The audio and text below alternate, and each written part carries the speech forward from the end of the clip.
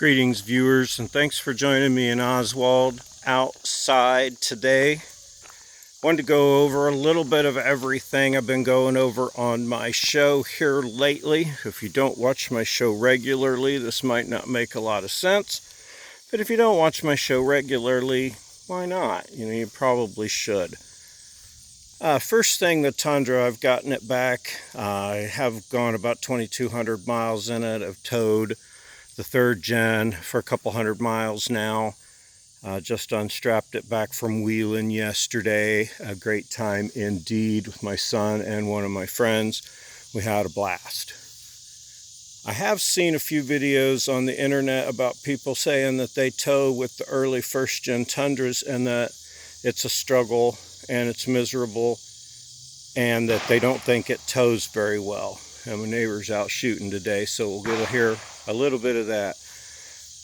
I say that's bullshit because I tow this with my Tundra, and this guy's talking about towing a U-Haul and how it sucks, but I digress. I think that tows great. Now my 04 double cab towed better, bigger, heavier truck, weighed almost 600 pounds more than this truck. And it also had different gearing, had 430 gears. This one's got 390s in it, of all things. But anyway, I didn't get to choose that. So that's working great. If you hear anybody talk about first-gen Tundras don't tow proper, they probably don't have their truck set up right. Now I do have my airbags in here. You can see where they ride there. I have the cradles so I can have extra flex in my rear suspension. I do also have the the Detroit True Track I'm going to put in the Tundra so the Tundra can go more expedition-y. So much going on, I haven't gotten to that yet, but that's still coming. That's neither here nor there. Running the airbags so that everything sets nice and level. Finding the right place on your trailer for your vehicle to go so that it rides out nice, not too much tongue weight and not too tail heavy. All those things are really important. But yeah, this truck I tow all over with it, aside from the little issue I had in Arkansas or on my way there. It's great. It's a great towing vehicle. A couple things about my trailer. Yesterday I had to go a total of 6 miles on a gravel road at about 30 miles an hour and lost a lot of the cheap paint off of the front edges of the trailer, which doesn't bother me because I can rattle can paint that black. Every time it gets too chipped up, it's going to get rattle canned, semi-gloss Rust-Oleum. Anyway, that's just how it goes around here. I love the semi-gloss Rust-Oleum. My battery, this is my little block for under the trailer when I park it. The battery box is working out great there. I'm liking it real well. No need for a metal strap yet. Screwed the box down to the plate. Excuse me. The strap just holds the lid on, and then I can pull the battery out to take it in and get it charged. I did reposition. I don't know how well you can see that. Probably not at all. Reposition this hinge down so the box would open more straight up and down. It was opening pretty much at a angle kind of like this when it was new. So I raised that up. That made that real nice. With the box being welded back here and out here with the flex of the tongue and all, that will not stay shut even if it's locked. It comes open. You can see where I've been running a strap over it. I got this blue strap here. I have to cinch over that to keep that closed. That doesn't bother me. The lock still stays locked, and as long as it stays closed, it still stays locked. But for some reason with the flex of the trailer, that pops open. No big deal. Easy thing to overcome. Probably should not have attached it out here, or I should have bolted it to something flat perhaps. Who knows? It's already done. Already done it.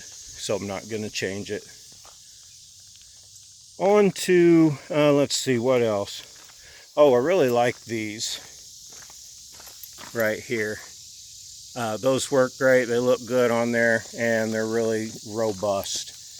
For my trailer license plate light, you just find your wire that runs your running light, not your brake light. Use your test light to find that by poking the wire with your running lights on. I just tape the wire up here, run it under my ramps, back up, and to this light. Now, I wanted to do something cooler over here, and I may if this gets busted off, but that is a license plate light from an FJ55 Land Cruiser that I got from my buddy Todd. And I found it in a box of parts, and I thought, how cool a touch would that be? Yeah, so I put that on there. These tow hooks seem to be working just fine so far. I've used them to strap down my 4runner and tow it. It works just fine. The front bolts on my winch actually did go through a support brace that runs across. So my front bolts on my winch actually are bolted to a cross brace. That worked out nice. I didn't even do that on purpose. This is so much stronger and sturdier now. Really pleased with that. You can tell 3rd gen's been taking quite a bit of abuse. I think maybe I bent that hook over a little bit. I wish there was something beefier down here. I still run with no skids anywhere except under my radiator. So the fronts of my control arm mounts get beat up, as do the front mounts for the differential, but I'm okay with that.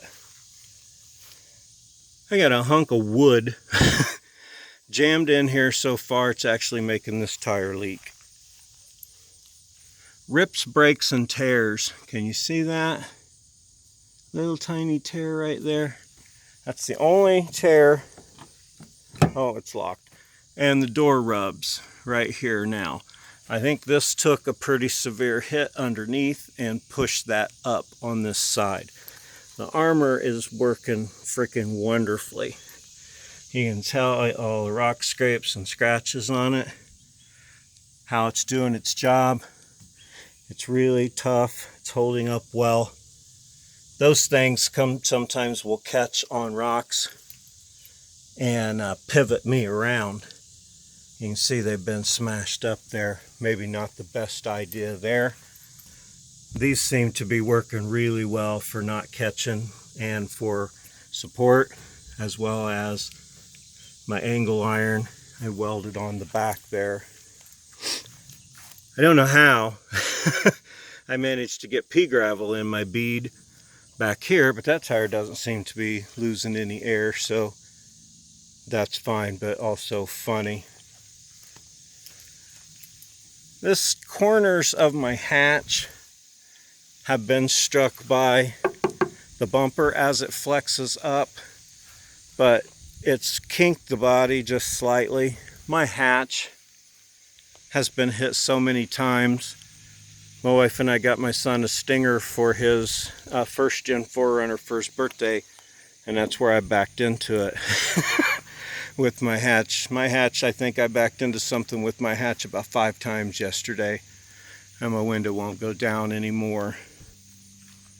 This makes a really great recovery point, by the way. Lots of use. No damage, no breakage, but lots of beating on all of this. Definitely doing its job. I've wheeled this thing a bunch. It's really holding up well. You can see kinda how it's kinking up the corners. Got a little bulge in the body there from this getting beat, but it's a freaking rock crawling wheeling truck. I mean, I don't care about that. But no rips, no tears. Yeah, it's wrinkling up the body a little bit. So some of the naysayers were right. It did wrinkle the body, but it ain't a fucking show truck. Pardon me. Mosquito. It's a wheeling truck. I did rip that bushing. Where? Here. Did rip a bushing out, I just noticed, so I got to replace those two bushings. My gas tank. Now I don't run any skids.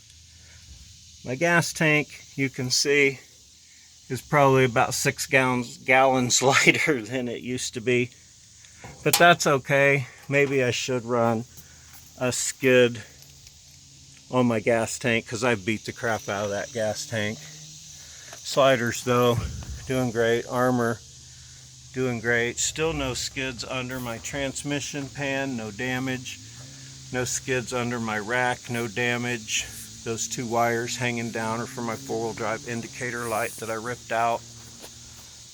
Oh yeah, but aside from my gas tank, I'm doing fine with no skids underneath.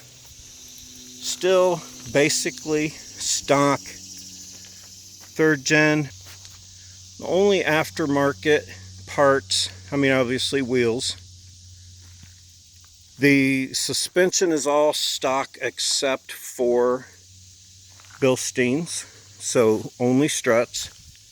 On the rear, only beefed up control arm and lift springs. So struts and springs, typical lift, nothing else. Differentials are stock except for lunchbox lockers, stock carriers. The front gears I had to change to 488. The rear is a stock Toyota 488 out of a 2nd gen. Let's see, what else? CVs, stock. Rear axles, stock. Steering, stock. I've been wheeling the crap out of this. Been having a blast. You will notice there's a Bluetooth CV in there now. But thankfully, this one just broke the bell. I finally broke one on the outside. If you break a bell like that, even though the axle was still attached on the inside, you need to leave that piece. I can't get to it, can I? Oh yeah, there it is. You need to leave that piece on the inside so grease don't come out of your diff. You need to leave that piece bolted to the outside so that your bearing doesn't run a risk of failure. So now I'm on my 3rd CV. I did notice a torn boot on one over there. And somehow I lost a bolt to a lower ball joint. Odd, but it happens. Loving that the armor's keeping it all together. Wheeled hard, did crazy stuff, didn't get any videos. Yeah, take your stock 3rd gen out and wheel it. You know, I say that over and over again.